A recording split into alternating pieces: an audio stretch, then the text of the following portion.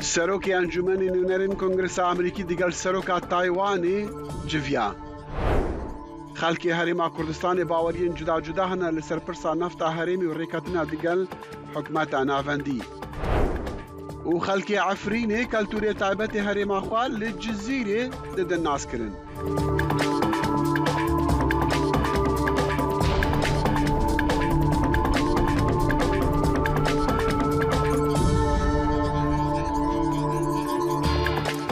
دەم باش جارێکدن بەخێر هاتن کورت کۆنەکشن ji dengê Amerîka li Washington.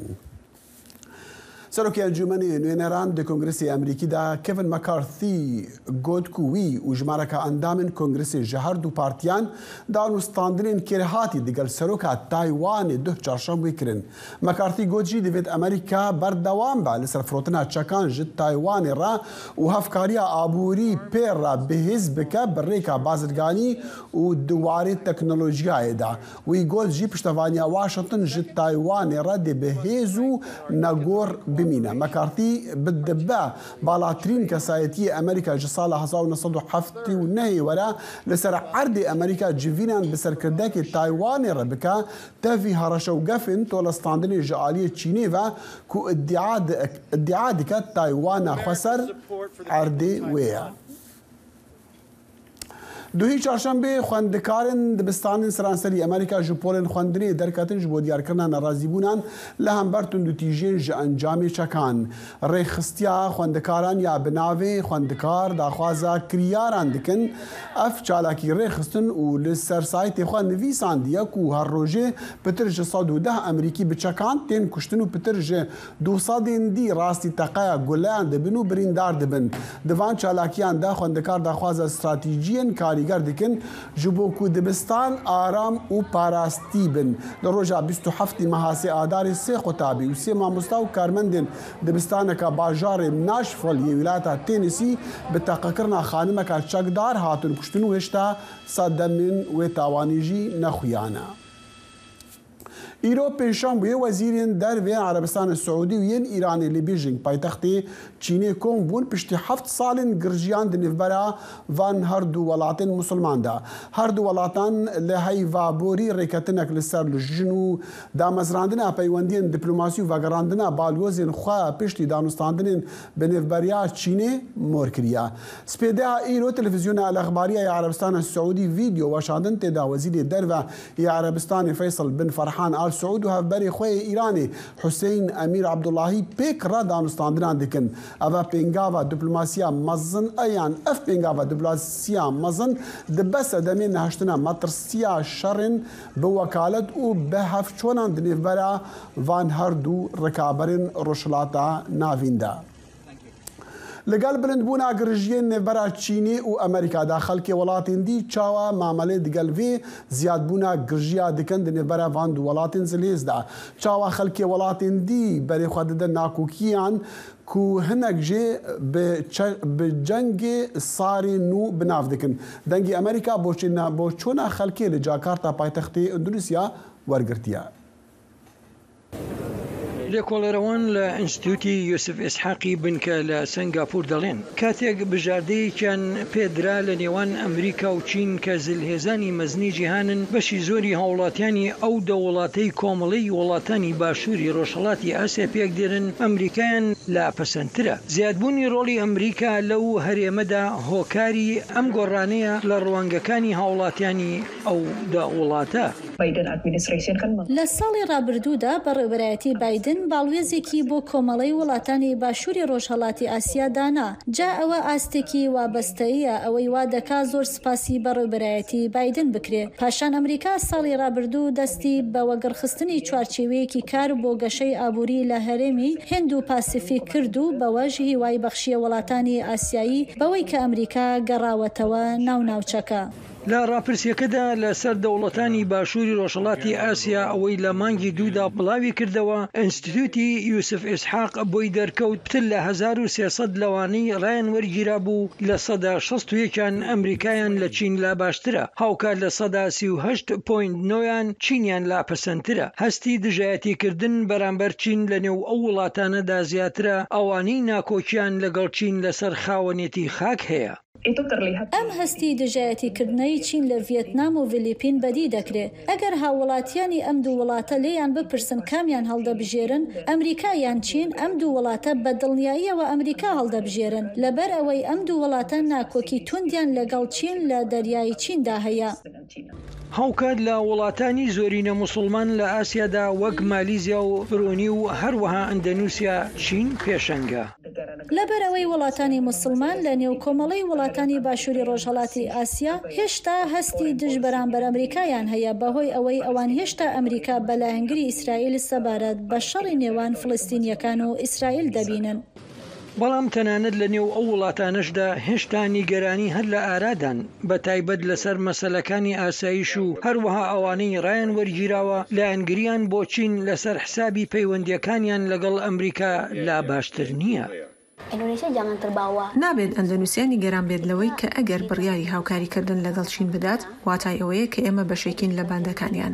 نابێت بەو جۆرە بیر بکەینەوە. ئێمە لە پێنەوە بەرژەوەندی هاوبەشەکانمان لەگەڵ چین کار دەکەین. سەرباری ناکۆچەکانی نێوان ئەمریکا و چین ڕاپرسیەکەی ئەم ساڵی ئینستیتوتی یوسف ئیسحاقی بنکە لە سنگاپور ڕوانگەکانی وڵاتانی باشووری ڕۆژهەڵاتی ئاسیایی لە مەڕدا گیرکردنی ئۆکرانیا لەلایەن رووسیاوە هەڵدەسەنگێنێت و زۆربەیان سەرکۆنەیان کرد بۆ ئەهادیان یوتاما سمکۆ عەزیز دەنگی ئەمریکا. دەنگی ئەمریکا سەرچاوەی متمانە پێکراوی هەواڵ و زانیاری.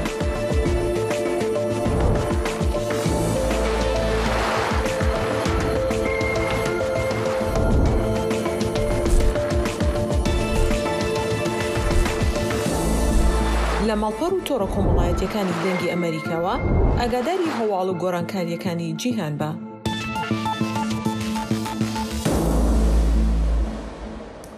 مالباتên wanjînên ku bi destê zelaman hatin kuştin duh çarşemê li Tirkiye xwe pişandan kir bo berevanikirinê ji grupekî binav û dengê Tirkiye di helmeta dijî kuştina jinan da ku bi tên tawanbarkirin bi çalakiyên dijî yasa û exlaqî. Serdozgerên giştî li meha Nîsana borî skalayên qanûnî li dijî platforma binavê Emê jinkujiyê ragirin tomar kiribû.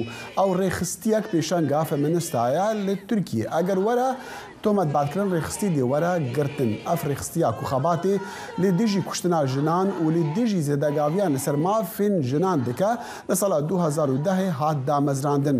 خوا پێشاندەر دەگەل مالباتên jinên کوشتی li derveyê dadgeheka serekiya Îstanbolê civiyan berî rûniştina guhdarîkirinê ya doza sêyem duruşmê wan jî bilind kirî ev bû. Platforma wan naê rawistandin کشتنا ژنان دێوەرە ڕاوەستاندن. وەک ئامادەکاری ji bo هەڵبژاردنên çardehî gulanên li Tirkiye hat depê civînek mezin a piştevanên xwe li Enqereyê rêxist ji bo diyarkirina stratîjiya jin û ciwanan ji helbijatînê re. Xanim Dersimdağ endama Parlemanê Tirkiye niha rastexwe ji Enqereyê bi me re dem baş Dersim xanim supasiya te dikin yanî em dixwazin bizanin ke ew stratîjî çi ye û karin tişma re bêjin li ser wê civînê û stratejiya û geştinê ji helbijatînê re. Merhaba dem baş. Vekatê zanîn 38 roşinda de hilbijartineke dîrokî pêk bê. Divê hilbijartinê de helbet yani civaka herî zêde ya ku dibin tesîra li bin bandora polîtikayên şerên taybet ya AKP û MHP dimîne jin û ciwanin. Jin û ciwan jî bi hêzeke mezin, bi coşeke mezin, bi bawerî û kelecaneke mezin ber bi hilbijartinê ve diçe amadahiyên xwe yên hilbijartinê pêk dîne.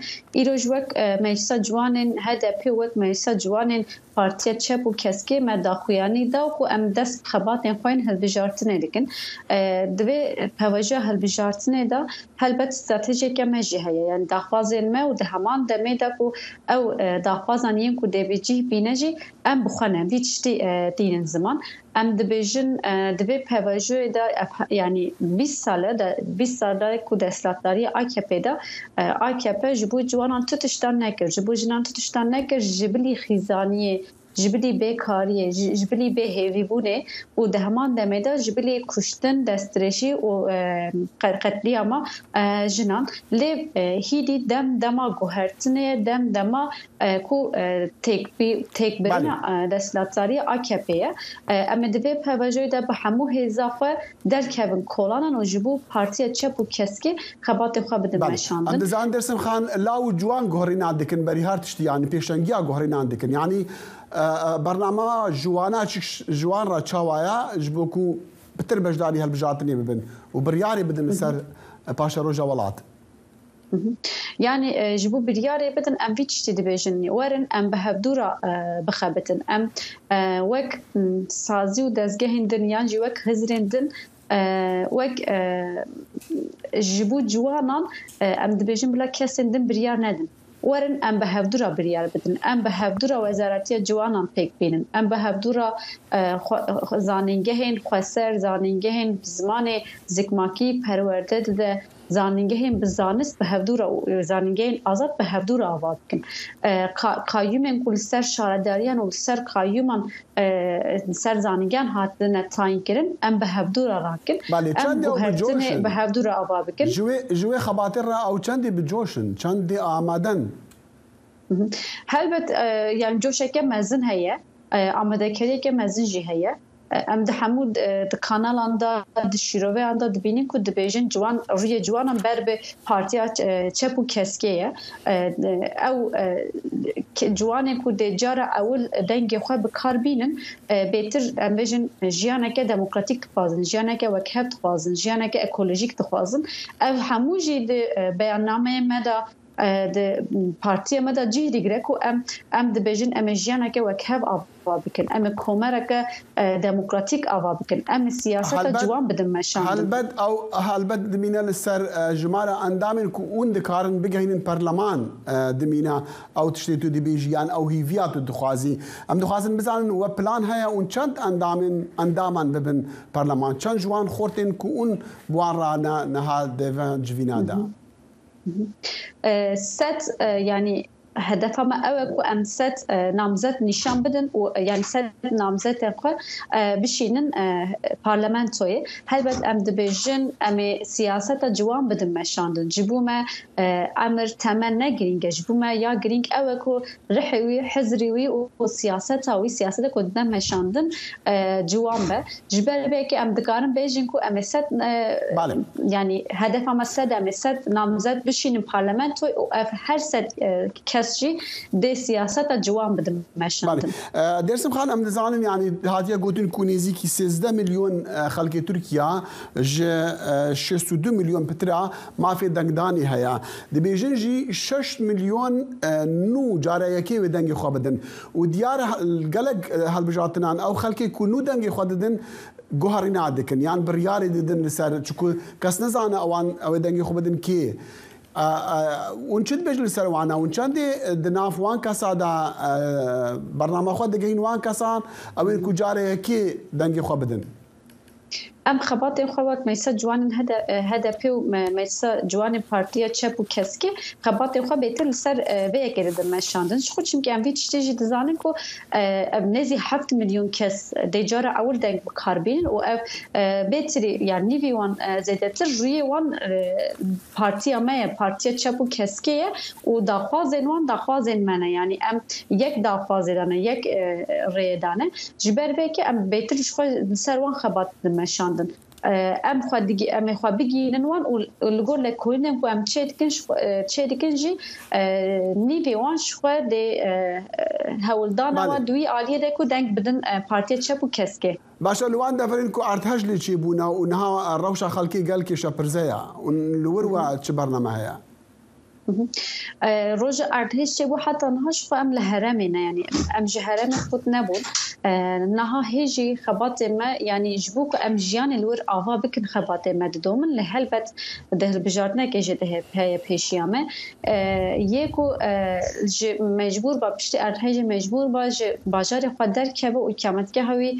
نها نه جي كوليجيه امي وان ببن باجار وان باجار کو ارتهاج پیکاتیه جبور راي خو دنگ خو بکاربین ین کلوه درینش خو جبو انجی هم دخبات آواکنا جیانی و دهمان دمید جبو کو حساب اف ارتهج حساب 50,000 کسی کو اف ارتهج دا مرنا بپرسن جبو يجي خباتي ما دضمن خانم درسم داخ اندام برلماني تركيا جانكري بمرحبا قالك سباس كم دمش هل تركيا هجمارا مريين ارتهجي ينهري داويتين اشكركرن هاف دمجي رخصتين سيفيل رابورتك هاف بار اشكركرنا ودي بيجن لهري من ارتهجن يعني ارتهج لقومين خلق راستي اشكنجا وسر دريا خراب بونا هافكار ازلم يساك نها بمرايا وفي بفان بابتان دشوبينا خير بي سپاس داخل دو امنستي انترناشنال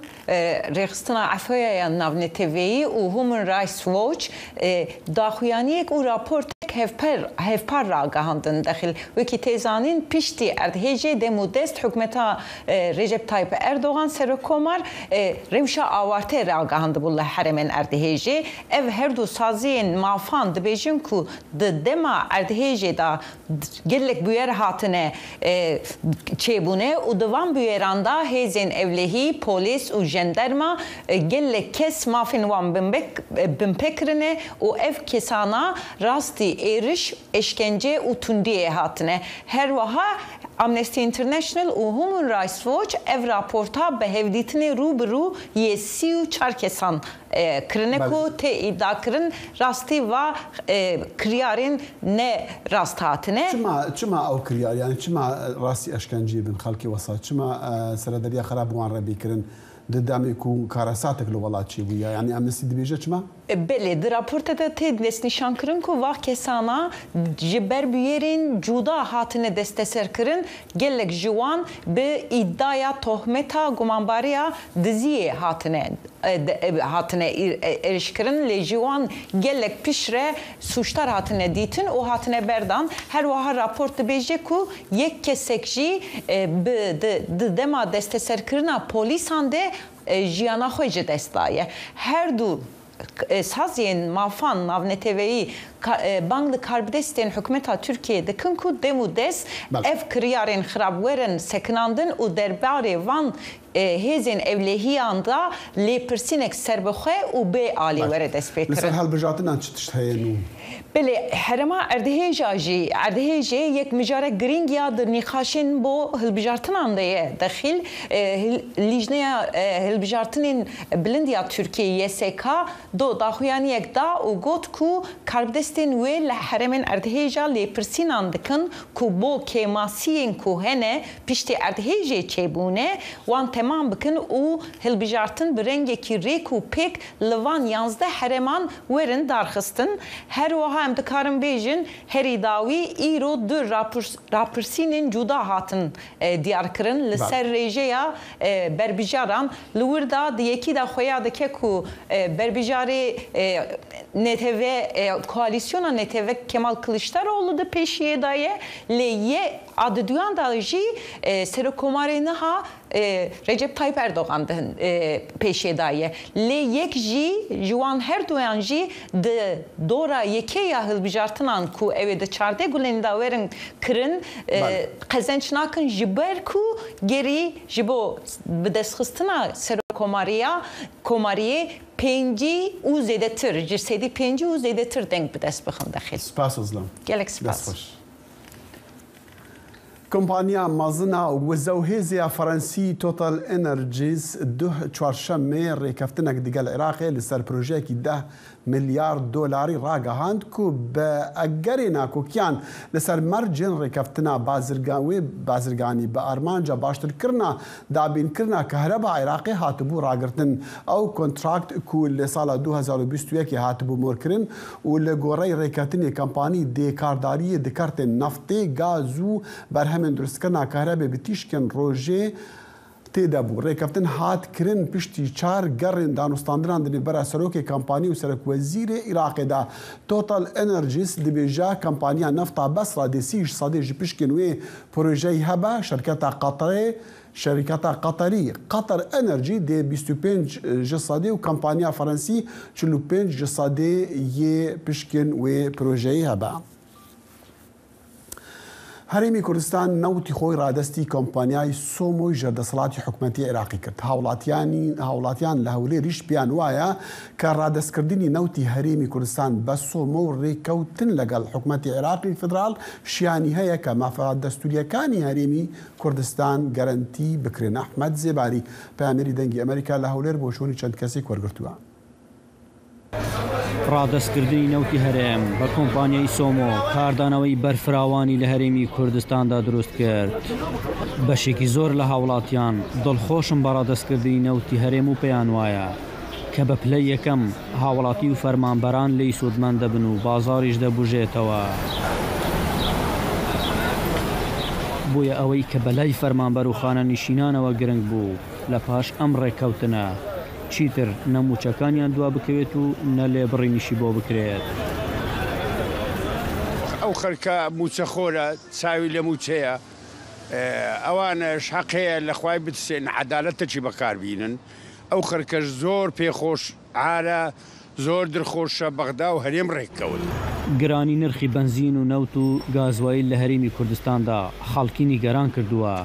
بۆیە دەڵێن بەڕادستکردنی نەوتی هەرێم بە کۆمپانیای سۆمۆ نرخی نەوت و بنزینیش هاوشێوەی نرخی نەوت و بنزینی شارەکانی تری عێراقی لێ بکرێت. ئەو ڕێککەوتنەی هەرێمی کوردستان لەگەڵ بەغدا لە بۆی باشە بەربوومی کوردستان دەژێتەوە خەڵکەکە بەرەو خۆشی دەڕوا لە بەرەوەی ئیشاڵە نەفتەکەش هەرزان دەبێ و بنزینەکەش هەرزان دەبێ چکە ئێمە ژیانی ڕۆژانەمان زۆربەی زۆری بە بنزین پێک دێ لە بەرەوەی ئەتو ئەگە سیارەکەت کە هەیە نەتوانی بنزینی تێبکەی معناوایە ئەتو کارەکان ڕادەوەستێ.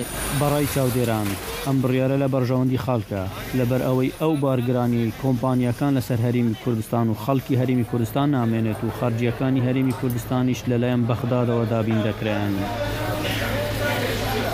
ئەم ناحیە تحرر اقتصادی بە تزانی کو ام بگیری مهبی 5 سال لەگەڵ حکوومەتە ترکی ئەوە ئیلغا بیچوو حڕاجکردنا نافتی وەکو خەڵکێکی سودمەند بی شەریکات و دەوڵەت مسودمەند بین ئەو ژنابەت سوودەوێژی دەبوومە بەگەرتەوە مرکزیەتە مەلگەل بەغداد قوتر کەوت ئالیەتی تەفاهم لەگەل مؤسسە سۆمۆ.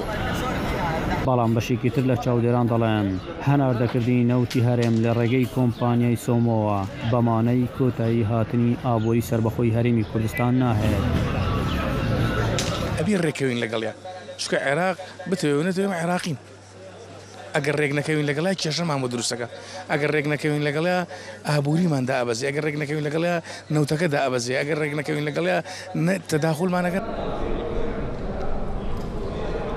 ڕۆژی سێشەممە لە بەغدا ڕێککەوتنی کاتی لە نێوان وەزارەتی نەوتی فیدرالی و وەزارەتی سامانە سروشتیەکانی حکوومەتی هەرێم واژۆ کرا. بەو پێش هەناردەکردنی نەوتی خاو بۆ دەرەوە لە هەرێم و پارێزگای کەرکۆکەوە دەست پێ دەکاتەوە. ئەحمەد زێباری دەنگی ئەمریکا هەولێر. نەهاژی دگەل هەفکار بەڵێن ساڵح و بەرگایە لەگەڵ ڕووداوەکان بەڵێن فەرموو. سپاس دەخیل دوا بە دوایی گێرمە و کێشەیەکی ئێجگار گەورە و هەروەها دوور و درێژی نێوان بەغدا و هەولێر لەسەر دۆسەی هەناردەکردنی نەوت حکوومەتی نێوەندی و حکوومەتی هەرێمی کوردستانیش ڕێک دەکەون لەسەر هەناردەی نەوت لە ڕێی سۆمۆوە. ئەم ڕێکەوتنەش دوا بە دوای بڕیارەکەی دادگای پاریس دێ لەسەر هەناردەکردنی نەوت لە هەرێمی کوردستانەوە. وەک بەرەنجامی کەش لەسەر هەموو لایەنەکانەوە بەستە بن و ئەم ڕێکەوتنە جێبەجێ بکەن وەک لە ناونیشانەکەیدا ئاماژەی پێکراوە ئەمە ڕێکەوتنێکی کاتێت تا ئەو کاتەی لە پەرلەماندا بودجە پەسەند دەکرێت هەموو وەبەستەیەکانش دەگرێتەوە و چارەسەری هەموو کێش هەڵپەسێردراوەکانیش دەکات. هەرچەندە ئەم ڕێکەوتنە کاتیە سوودی هەیە بۆ بوجە و ڕنگدانەوەیشی لە بوجەدا دەبێت ئەگەر بە شێوەیەکی ڕاست جێبەجێکرا ئەوە زەمینەیەک دەڕەخسێنێت کە دەتوانین بیکەینە بناغەیەک بۆ یاسای نەوت و گاز. لە هەرێمی کوردستانی عێراق ڕای جیاواز هەن لەسەر ئەم ڕێکەوتنە هەندێک بە دەستکەوتێکی ئەجگار گەورەی مێژووی دەبینن و هەندێکی تریش بە شکستێکی تری سیاسی و ئابووری دەسەڵاتی سیاسی هەرێمی کوردستان ناودێری دەکەن. شیروان شەمێرانی شیکەرەوەی سیاسی ڕاستەوخۆ لەگەڵ بەرنامەی لەگەڵ ڕووداوەکاندایە. کاک شیروان زۆر سوپاس بۆ ئامادەبوونت. دەست بەجێ بچمە پرسیاری یەکەمم هەندێک دەڵێن دەستکەوتێکی مێژووی ئەجگار گەورەیە، هەندێکیش دەڵێن نەخێر شکستێکی گەورەیە. ئەگەر دەستکەوتی شێیە، ئەگەر شکستیشە کێ شکستی هێنا؟ سپاس کاک بەڵێن. بسم الله الرحمن الرحیم. مەسەلەکە شکست لەوانەیە بەوە بوو درێکە هەرێمی کوردستان ئاڵای سەربەخۆی ئابووری لە ماوەی ساڵانی ڕابردوو بەرز کردەوە، بەڵامێکی پێی نەکرا. بەس ئەگەر ئێمە تەماشا بکەن هۆکاری ئەم دروست بوونە یان ئەوەی کەواوای کرد هەرێم بەرەو بەغدا بچێ بۆ ڕێکەوتن، بریتی بوو لە بڕیارێکی دادگای پاریس، ئەو دەستەی نێودەوڵەتی تحکیم لە پاریس، ئەو بڕیارەی کە درا بیناءەن لەسەر دەستوری عێراقی نەبوو، بەڵکو پەیوەندی بە ڕێکەوتنیامەیەکیەوە هەیە لە نێوان حکوومەتی بەعسی پێشووی عێراق و حکوومەتی ئەنقەڕەی پێشوو لە ساڵی 1973. واتە ئەگەر ڕاستیت بوێ سەرکەوتن بێ ئەوەی سەرکەوت لێرەیە دیدی استراتیژی بۆ پەیوەندی نێودەوڵەتیەکانی حەزبی بەعس بوو کە لە 1973ەوە ئەم ئەحتیاطی کردوکەوە ئێستا هەیە.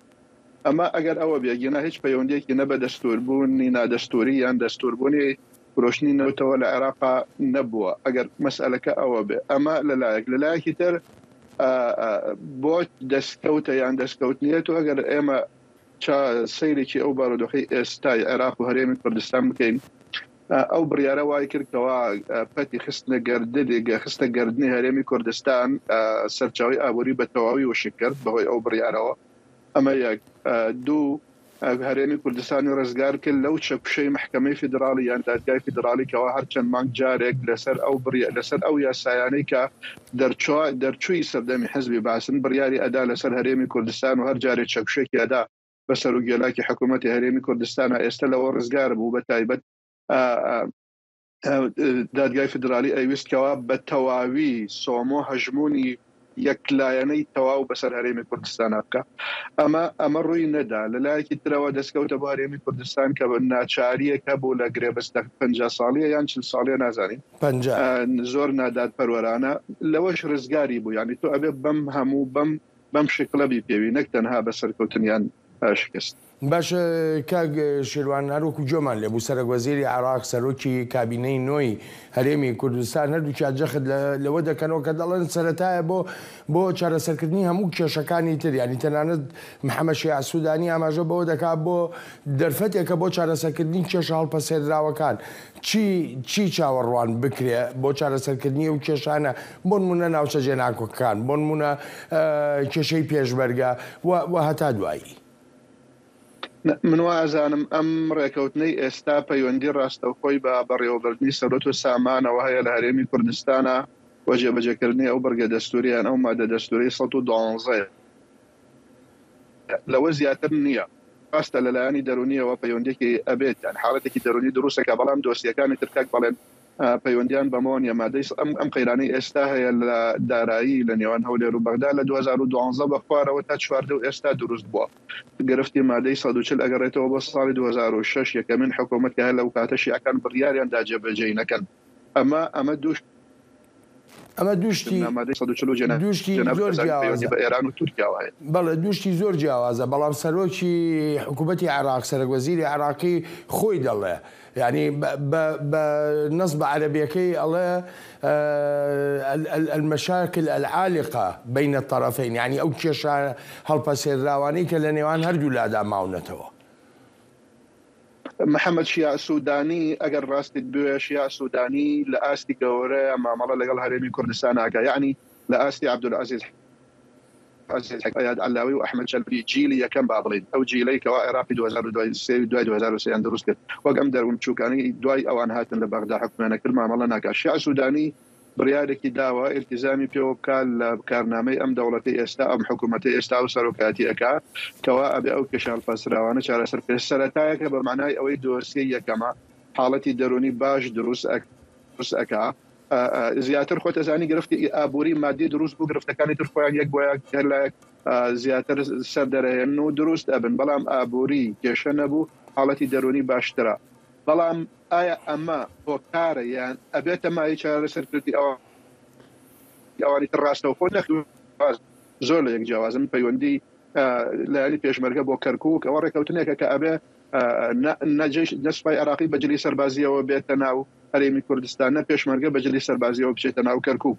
ئەمانە دوو شتی جیاوازن، هەندێکیان ڕەهەدی نێودەوڵەتیان هەیە. باشە دوا بە دوای ئەم ڕێکەوتنە دوا بە دوای ئەو بڕیارەی دادگای پاریس دوا بە دوای بڕیارەکانی دادگای باڵای فێدرالی لە عێراقدا هەرێمی کوردستان چاوەڕوانی چ شتێکی تر دەکات لەم ڕۆژانەی پێشوودا گوێمان لێبوو هەندێک لە ئەندام پەرلەمانەکانی عێراق داوا دەکەن کە پێویستە لەشکری عێراق نەکرد بۆ سنوورەکانی هەرێمی کوردستان بەڵکو بۆ ناو شار و شارۆچکەکانی هەرێمی کوردستانی عێراقیش بگەڕێنەوە. ئەگەر تۆ ئەوەت من لە سەرەتایە وتم پاراستنی هەرێمی کوردستانە لە چەکوشەکەی دەستی دادگای فیدرالی بەو یاسایانە حکم ئەکا کەوا لە سەردەمی حکوومەتەکەی سەدام حسێنە دەرچوون ئەنجومەنی باڵای شۆڕشی حزبی باز هەتا ئێستا پەرلەمان نەیتوانیوە یاسا دەربکا بۆ جێگرەوەی ئەو یاسایانە لەبەرەوەی مشکلەی هەرێمی کوردستان ئێستا لەگەڵ پاشماوەی یاسایی حزبی باسا لە بەغا ئەگەر بتوێ بەو تعبیرە دایبڕێژی بۆیە و لەلایەکی ترەوە عقلی بەشێکی زۆری ئەوانەی کەوا ئێستا دەسەڵاتدارن لە بەغا حاڵەتی دەرونیان هەتا ئێستا ڕانەهاتووە لەگەڵ ئەو بارودۆخی دەستوری نوێ ئەبێ دروستی بکە هێشتا لە پاشماوەی کۆنە ئاژین ئەوەی کەوا جەنابەت ئەڵێ ئەگەر بۆیان بلوێت تەواوە بەڵامێکەوە دژی دەستورە و لەلایەکی تریشەوە لایانی نێودەوڵەتی بە هیچ شێوەیەک ڕێگای ئەوە نادا کە هەرێمی کوردستان بەو شکل لێ بێت. باشە کاکشیروان مەڕای جەنابە ئەو کێشانەی نێوان هەرێمی کوردستانی عێراق و هەروەها حکوومەتی نێوەندی عێراق یا با بڵێم دەوڵەتی عێراق ئەمانە کێشەی سیاسین یا کێشەی یاسایین؟ ڕەهەندی زۆرە من ئەزانم لە سەرەتایە کێشەی نەتەوەییە لە سەرەتایە گرفتی هەرێمی کوردستانە لەگەڵ ئەو نەتەوانەیەکەوە وا هاتچ نەپاڵیان بە زۆر لە سایت حزبیکۆ بەسەراحەت گرفتی نەتەوەییە گرفت نەتەوەیەکە بووە بە سیاسی ئێستا لە عێراق یاساییە ئەگەر تۆ بتەوێت یاساکان جێبەجێ بکرێن ئەو گرفتانە نامێنن بەڵام نەتەوایەتی عرب چێتەکەی کەوا ئێستا تەنانەت تورکمانەکانی کەرکووکشتەوە ئێستا هەن ئامادە نین یاسا دەربکەن بۆ جێبەجێکردنی بەرگە دەستوریەکان و تەنانەت کار ئەکەن بۆ هەموارکردنەوەی ئەو بەرگە دەستوریانە بەو شکلێ ینی ئەگەر ئێستا یاسای نەوت و غاز هەبوایە لە 2006 دەربچوایە ئەو قەیرانانە هێژ دروست نەبوو پێویستیشمان بە ئەم ڕێکەوتنە ناو. باشە کاکشیروان کورد بۆ خۆی چەندە کەم تەرخەم بووە لەوەی کە نەیتوانیوە ئەو ڕەهەندە یاساییە بەکاربێنێ بۆ بەرژەوەندی خۆی.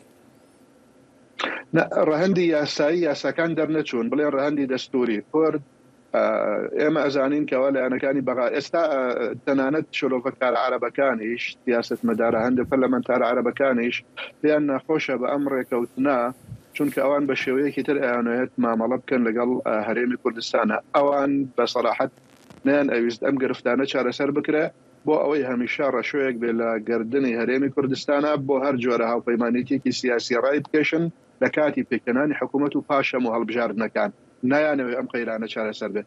هەرێمی کوردستان تا چەنە هاوکار بۆ لەما ئەمە مەسەلەیەکی ترە تا چەندە خۆشی موساوەمەی کردووە لەسەر ئەم مەوزوعیان ویستویەتێکەوە ئەم کارە بکە ئەوە مەسئلەیەکی ترە بەڵام ڕەهەندە یاساییەکە هەرێم نەیتوانیوە نەیویستووە یان نەیتوانیەوە بەڵام بە هەر حاڵەتێکی تر پەرلەمان بێدەسەڵات بووە لە دەرکردنی ئەو یاسا. دو پرسیارم کاک شیروان هەردوو لایەن هەولێر و بەغداد جەخت دەکەنەوە لەوەی کە پێویستە هەموو لایەنەکان وابەستەی ئەو ڕێکەوتنە بن کە مۆریان کردووە. هیچ متمانەیەک هەیە بۆ وابەستەبوونی هەم هەولێر و هەم بەغداش؟ هەولێر ئێستا هیچ نەبێ موقەتەن چاری نییە پابەندبوون نەبێ ئەمە یەک دوو دەرچواندنی یان دەرکردنی یاسای نەوت و غاز ئەوە شووا لە بەغاکەکەەوە هیچ جۆرە چارەسەرێکی نەبێ بێجگە لە پابەندبوون و جێبەجێکردن ئەگەر بوجەش دەربچێ ئەوە ئێستا دوێنێ شەو پەرلەمانی عێراق خوێندنەوەی یەکەمی بۆ کرد ئەوەش ئەبێتە ڕێکارێکی تر بۆ چارەسەرکردن ئەو کاتە هیچ لایەنێکیان توانای ئەویان نییە نکۆلی لێ بکەن. بزانین ئێمە بزانین کەەوە ئەمریکا ئامادەیە ئەمریکا دوور نییە لە ئەم بارودۆخیەوە ئێستا هەیە ئێرانیش دوور نییە بە تایبەت ئەمریکای ئێستا ئەم سەفیرێکەوە ئێستا لە عێراقا هەیە ڕۆمانۆفسکی بە تەواوی شایستەی ئەوەیەکەوە نوێنەرایەتی گەورەی ئەمریکا بکە لە عێراق. کاک شیروان سوپاس و پێزانینم بۆ بەشداریەکەت. زۆر سوپاس جەنابەت کاک بەڵێ. ئەلبەتە ئازیزانم سوپاسی بێپایانم بۆ ئەوەی خۆشەویست کە تا ئێستا لەگەڵماندا بوون تا لەگەڵ ڕووداوێکی نوێدا ڕێز و خۆشەویستی بەڵێن ساڵح پەسەند بفەرموون. سباهی ئەینی دادوەرەکێ دادگەهاکە ویلایەتە ڤەرجینیا دێگۆهداری پارێزەرین خانمەکە کورد و دۆزێک لە دژی سەرۆکوەزیری هەرێما کوردستانە عێراقی ڤەکریە بە تاوانە ناو زڕاندنێ و هەروەسا پارێزەرێ مەسرور بارزانی سەرۆکوەزیر پشتی گۆهداریکردنی پارێزەرین هەردوو ئالیان دادوەر دی بڕیارێ بدەکە ئەگەر ئەو وێ دۆزێ لەوێ دادگەهێ ڤەکە یان ژی ڕەوانەی دادگەهەکە دی بکە. دۆزگەرێکی دادگەها فدرالی دەڤەرە ئەلێکزاندریا یان نێزیک واشنتن دی سبەهی ئەینی لێ هەفتی مەها 4 نیسانی و دروشتنەکە گۆهداریکردنێدا بڕیارێ بدە کە ئەگەر دۆزە خانم شنیار ئەنوەر لە دژی سەرۆکوەزیری هەرێما کوردستانی مەسرور بارزانی وەرگرە یان ژی بشینە دادگەهەکە دی دۆزە بەد نافکردنی یان ژی نافزڕاندنی یا خانم شنیار ئەنوەر هەڤژینە ئەندامێکی بەری پەرلەمانی عێراقی یە کورد دژی مەسرور بارزانی لە 14 مەها 11 ساڵا 2022 لە دادگەها دەڤەرە ڕۆژهەڵاتی ڤەرجینیا هات تۆمارکردن مەسرور بارزانی ژی ئۆفیسەکە پارێزەران ji بۆ بەڕەوانیکردنی ژوخە کوێ کریە ئەف دۆز دەرکەت پشتی وێ خانما کورد لێکۆلینەکە ڕۆژنامەوانێکی ئەمریکی دە ڕۆژنامەکە ئەمریکیدا هاتی وەشاندن لە هەفتی مەها 12 لەسەر سۆشال میدیا تایبەتە خوا سەر ژن و وەشاندی و وەرگەڕاندی زمانی کوردی ئەو لێکۆلین لەسەر ملک و سامانی مەسرور بارزانی بوو بە تایبەت پشتی کڕینا ملکێکی لە باژارێ مەیامی یە ویلایەتە فلۆریدا. وەک بەرسف ئۆفیسا مەسرور بارزانی لە نەهی کانونە یەکیا ساڵە 2021 داخوایانیەک نویسکیدا و زانیاریین وێ لێکۆلینێ ڕەتکردن و گوت و وێ خانمی پەیوەندیەک دگەل وی ڕۆژنامەوانی ئەمریکی هەیە و ئەو بووە هاندەرە وێ لێکۆلینێ دەنگی ئەمریکا نکارە پشتڕاست بکە کە ئەگەر پشتی جڤینە گۆهداریکردنی دگەل پارێزەرێن هەردوو ئالیان سبەهی ئەینی دادوەر تامس سەلبی ئەلس دێ ئەنجامی گۆهداریکردنی ئەشکەرە بکە یانژی نا. لە ڕێکەوتی 3 نیسان ئەم مانگە تورکیا گەشتە ئاسمانیەکان لەگەڵ سولمانی ڕاگرت دواتر وتەبێژی وەزارەتی دەرەوەی تورکیا ڕاگەیاند کە ئەم پێشهاتە تا مانگی تەمموز بەردەوام دەبێت و هۆکارەکەشی گەڕاندووە بۆ زیادبوونی چالەکیەکانی PKK لە سنووری سلێمانیدا. لە هەمان کاتیشدا ئەندامێکی سەرکردەی یەکێتی نیشتیمانی کوردستان دەڵێتن بڕیارەکە دژی سیادەی عێراق و دەبێت هەرێم و بەغداش هەوڵ بدەن بۆ چارەسەرکردنی کێشەکە. سنوور کەریم پامنی دەنگی ئەمریکا لە سلێمانی ئەم راپۆرتەی ناردووە. ماوەی 2 ڕۆژە تورکیا گەشتەکانی لە ڕێگەی فڕۆکەخانەی نێودەوڵەتی سلێمانیەوە ڕاگرتووە. هەرچەندە لە سەرەتادا وا ڕاگەێنرا کە ڕاگرتنەکە تەنیا بۆ ماوەی 24 کاتژمێر بەردەوام دەبێت، بەڵام دوێنێ وتەبێژی وەزارەتی دەرەوەی تورکیا لە بەیاننامەیەک داوتی ڕاگرتنی گەشتەکان تا مانگی تەمموز بەردەوام دەبێت. لەو بارەیەوە ئەندامێکی سەرکردایەتیەکێتی دەڵێت دەبێت ئەم پرسە لە ڕێگەی بەغدادەوە چارەسەر بکرێت. بابەتی فڕۆکەخانە ئەمە پێوەستە بە سیادەی عێراقیەوە، تەنها پەیوەست نییە بە شارێکەوە، پەیوەست نییە بە خودی هەرێمی کوردستانیشە بە تەنیا. هەندێک دامەزراوە و سەرچاوی میدیایی دەوری نەرێنیان هەبووە لەم بوارەدا بۆ هاندانی تورکیا. سزادانی سلێمانی بازنەکەی فراوان بووە لە ناوخۆیە بۆ سەرئاستی ئیقلیمی، هەرچەندە ئەمە زوڵمێکیش بێ لە بەرامبەریشدا ئەمە نیشانەی بەهێزی و سەنگ و پێگەی سلێمانیش دەسەلمێنێ. سەبارەت بە کاریگەری بڕیارەکە خاوەن کۆمپانیایەکی گەشتیاری دەڵێت لە ڕووی ئابووریەوە خەڵکی زەرمەند بوون لە بڕیارەکە، لە داهاتووشدا قەبارەی زیانەکە زیاتر دەبێت. ڕۆژی وا هەبوو 10 بۆ 20 کت فرۆشراوە لە هەر کۆمپانیایەکی گەشتیاریە کە ئەمێسە لە ڕووی مادیوانە زەرەرە بۆ کۆمپانیەکە. هاوڵاتیەکی زۆر هەیە کە گەشتی پێشتر تکتی بڕیوە، پێشتر حیجزی ئوتێلی کردووە کە ویستێتی گەشت بکە بۆ وڵاتی تورکیایان لە هەر وڵاتێکیکەی جیهانە بێت کە ویستێتی گەشتی بۆ بکە. بە تەکید ئەمە زەرمەندی یەکەم هاوڵاتیانە، زەرمەندی پشکی زۆریش بەر کۆمپانیا گەشتیارەکانەکەوێت. بە پێی بەیاننامەکەی تورکیا بێت ڕاگررتنی گەشتەکان پەیوەستە بە زیادبوونی چالاکیەکانی پەکەکە لە سنووری سلێمانی، بەڵام چاودێرێکی سیاسی دەڵێت پشگیریکردنی کوردان هەڵوێستێکە جێگەی شانازیە بۆ سلێمانی ئەگەر باجیشی هەبێت. کە سزا دەدرێ بێگومان ئەمە شەرەفێکی گەورەیە و تاوانێکە کەوا شانازی پێوە دەکا سلێمانی لە هەڵوێستی نەتەوەی و نیشتیمانی ئەم جارەشیا سزاکانی تورک سەربەرزیەتی گەورەیە و لاپەڕێکی پرشنگداری تر ئەخاتە سەر مێژووی هەڵمەت و قوربانی سلێمانی. ئەمە جاری دووەمە تورکیا بڕیاری داخستنی گەشتەکانی لەگەڵ سلێمانی بدات بە هۆکاری سیاسی و ئەمنی. بە پێی زانیاریەکانی دەنگی ئەمریکاش یەکێتی لە هەوڵی هەرچی زووە چارەسەرکردنی کێشەکەدایە. سنوور کەریم، دەنگی ئەمریکا، سلێمانی. چار خانمین خورد یین کرد دلیوان هبو لزانکوی هاروارد یا نافدار امریکا دانستاندن بکن لسر پرسا خانمان لحرما کردستان و دنگوان جی لدیجی پرسین سیاسی بتایبت جی گندلیه لتوای روشلاتا ناوین وان تجربه خوا هف پارکرن دگل آماده بوان لزانکوی بریوان یوسفی اف راپورت آماده کریان این شد لهمو دنیا بوجن گیفانەکانێتی و چۆنەڵی مەکتەبەکەیەتی لەبەر ئەوە لە ڕێ ئەو دوو شتانە ئەتوانی خۆت بەهێزکەیتەوە مەسەلەی ژنان و بەهێزکردنەوە مەسەلەیەکی تازە نییە مەسەلەیەکی کۆنە لە ناو تاریخی کوردیە ئەف چەندە پەیامەنۆرینێ بی کو بەڕەڤان کارا مافێ مرۆڤایە و کچەکە بەشدار بی ئەدڤان دانوستاندنا کو هاتیە ڕێکخستن ژلایە هاروارد یونیڤرسیتی بۆستن لسر رولا جنین کرد و برگری آوانا دیجی گندل سیاسی لروجهلات ناوین و بتایبتی لکردستانه. ویار هی لتاریخی کردیا که جنان بهز بونو جنان بس خریکی چش لنان و مال پاکنو نبون. جنانی کرد شورشان کرد. جنانی کرد بون چونلی لپوزیشنی گوره بون لرئیس سیاسته. لحلبجا یک مری حلبجا جنکی کرد بو استاشی بینین که جنکی کرده. بله نبس نارین الوی کنفرانسه بی جماره که کچو جنین دین کرد بجداری وی کنفرانسه بی و پرانی آوانا دعوج دزگهن سیاسی و جواکی کرن کو پتر پشتوانی ها جنا بکن و پنگاوید باشتر ورگرن داکو بشیم کار باشتر بکن با آوا کرنا ملتی و والاتی و هر ایکش وان جنا پیامک هبی بو جنین کرد دیدار جاجان پسپورا رکخستیان بجداری وی کنفرانسه بی اد بیجت جبو جن کردستان از بیجم یعنی هرن مکتبه بعلمن بخینن بدیتن اوه کو خواندن هر تشتکی سرکیه بو هر جنکی هبتن داکو بشت بگهتا پلید بلند هر وصا شونم اسمان جی دگل دیتن دیداره بی و دبیجتن کو خواندن گرینترین تشتا بو هر کچاکه من علم همیشه بدوای آمانجا کانتو بو خیندن بچن براستی خیندن و پلی برز بدست بینن تاکو بتوانن خدمتی کردستان بکن هم لدروی ام کردستان و هم لکردستان و برای زومه پروفسور نازان بدریهانگلو که مامستای آلیکارا لزانکو زیفر و اویج هر واسا گرنگ دا خواندن بو جنا و افهمی جنن بجداری و کنفرانسه بین هیوی دارن پتر کنفرانسه تو صابینه کرن داکو رول و کارن جنن کرد بنناسین نبز بو خلق امریکا بله لحمی جیهانه جباستن بریوان یوسفی بو دنگ امریکا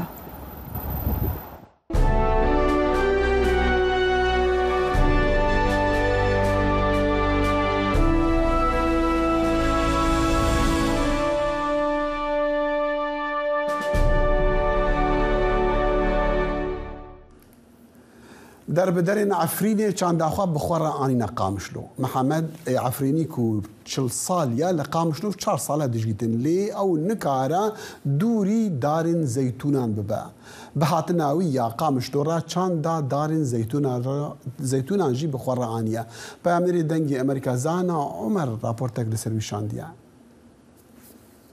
محمد عفرینی 40 سالی لقامشلو اف 4 سالن دجی لأو نكاره دوري داري زيتونان بكذا جباv و قالين خوه لگوندي قيپاري عفريني خودي زوين داري زيتونا بون بهاتناوي يا قامشلوره چاندا دارين زيتونان بخوره آنيه مشتري مع عفرين دو صال باري مشكلات دو صال مفرغي قندبون تقول مشتري ابو علي معروف بو شين عفرين ملاتي عفرين او حلبي بكدربو معروفه من باردك ما شان درب عراقي قسطاني جميش باري حداثه هرما عفرين جو زيدتري حفتش صدي جروباري و زويه دار زيتونانه نتنه جدرك ابوري سركه جبون اشتجهم بو لبله بشكه جچاندا عفرينيان يا رسمبو عفرينيين جو بدارا زيتوناره مزنبونه همو هرگيلين بداري از بركرنه او دوجدانی وان ده بجیبویه. ما دو چاندن جمع های دارال دکر جبنده. هوا چعفکی وها بید به کیسر لیده خستن قرمکی وارا دکرن تیرا. ایدن چه دکرن شقنه وها بید. برداره جه دکرن دكرن درمانوي هبي دكرن تورا آخر دكرنه آخ چه آخر سور و چیک زبل تله دكرنه هاو تور تدا دشاندن زانه هر تشتا لعفرین زيتون هانا دشاندن لهريما عفرين دردورا 11,500,000 دار زيتونان هبون ده 18 آدارا 2018 ده ارتشا ترکیه دجیر اپراسیون لشکری یا بناو شاخ زیتون عفرین کنترل کرد. ده انجام ده زیدتری 310,000 مشتجه عفرینی در بدر بون. پرانیاوان لی کامپین هریما شهباد مینن لی دناف برا 4 حتی 7,000 کس لقامشلو دجین. هروها پشتی 5 سالان کومن جگداریم بسر ترکیه و زیانک مزن گیهان ده زوین دارن زیتونان. جبلی خراکرن، تالانکرن و برینا 10,000 داران. محمد عفرینی وکه همو در بدرن عفرینی دوه هیویه دیگو اوی روژکه وگره واری خواه و لناف زوین خواه کار بکه. يوم دخلنا من لاتي جزيرة فير شين وكي عفريني بدارا بزيتون بفيكي زانا عمر دنجي أمريكا قامشلو بلندبونا رجاء قرنبونا عرديج برگوهرنا هوا و جنگه آنکو هاتنا زو آبوهاري لجوتيارن خودي رز و ميوين ميوه و فيقيان دبيجن نهم جاران دست بيك آبوهاري جوار رباشا وكا دفي رابورتا دنگي امريكا خويا دبا دفي جوتيار خودي قل گوهرنا جنگه بگنجينن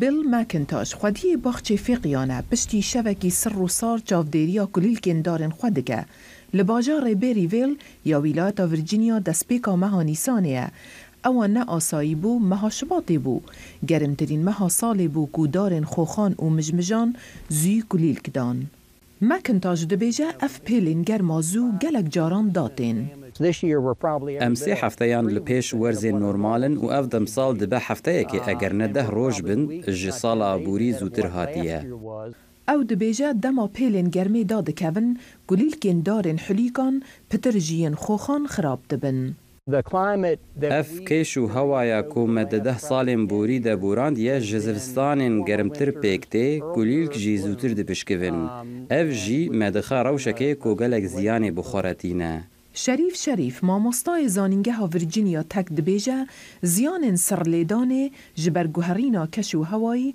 her ku diçe zêdetir dibin. Ji ber sedema ku rojên sar pitirin ji berê lê guherîna kulîlkan e. Stanê daran zî ji xew hişyar dike û zî kulîlkan didin. Dema kulîlvedan û pişkeftina daran ew gelek hestiyar dibin beramber pileya germê û nizmiya sermayê. Sala borî Fransa bû. Dibe îsal Virginia be. Profîsorê zanîngeha Cornell Jason Lando dibêjit destpêka pişkeftina daran pitir li herêmên germ çê dibit lê ev yek pirsgirêkê bû berhemhênerên fêqiyan çê dike. اگر هر 10 سالان جارکی افرو بده او بشک جمترسیا کار اگر هر 3 یا 5 سالان چه ببه به دمیرا برهما کارسازان کم دبه لی جوتیار گلک خباتی دکن ماکنتاش بدهان $1,000 مزاختینه بو برهنگاربونا سرلیدانا داران و برهم اینانه جیسن لندو دبیجه چه سر به گرما به یان جیلهی به گوهرینا کشو هوایی جوتیاران لهر دوری نچار دگه خواه بگنجینن تو دکاری گلک کاران بکی داکو باندورین آو و هوایی کم ببن و همین نچار بن بکن ده هندک بواران دا آبوری کار ناکه و برهمینان دوی بردوام بکه لسر روی عردیک و بردوام دو گوهرتنی دیا گلک جوتیار دوی چه بگوهرن چی او لکی و چاندنیه بکن راپورتا ستیو باراگونا هیلین سندی دنگی امریکا روبوتین کو کار و خدمت د خوارنگه ده دکن زود هاتنه بکار اینان لیوی روبوت کو نه ام ببینن خو خوارنگه ها نو دلتو بال باجار میشیگان هناك سخلتين تایبتنا ارستکرنا وی روبوتی بتلام مروفیا او دکارا لگورا پیتیویان خدمتا میوانان بک دکارا میوانان ببسر ماسین وان ین راسو درست بخیر هاتنه وان بک دا خوازا وان یا خوارنی بگهینا و هم جی بل حمو جی بلیدانا هجمار عین لسر شاشک و بلنگی هاتنا تو مارکرن. اموان دیمانان ji xizmeta vî robotî bibînin li wê xwaringehê.